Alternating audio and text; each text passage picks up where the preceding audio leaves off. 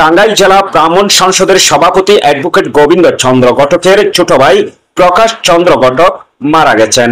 টাঙ্গাইলের গোপালপুর উপজেলার ডোবাইল ঘটকবাড়ি গ্রামের বাসিন্দা টাঙ্গাইল জেলা ব্রাহ্মণ সংসদের সভাপতি অ্যাডভোকেট গোবিন্দ চন্দ্র ঘটকের ছোট ভাই প্রকাশ চন্দ্র ঘটক 23 এপ্রিল ভোর 4:38 ময়মনসিংহের একটি বেসরকারি ক্লিনিকে চিকিৎসাধীন অবস্থায় শেষ নিঃশ্বাস ত্যাগ করেন।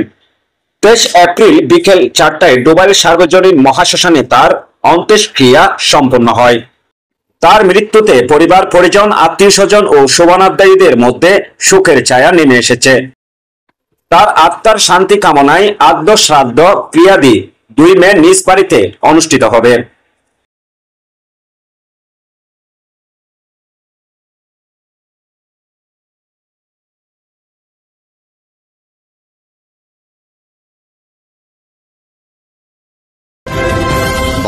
বাংলা নিউজ 21 চেতনায় সত্য প্রকাশে অঙ্গীকারবদ্ধ।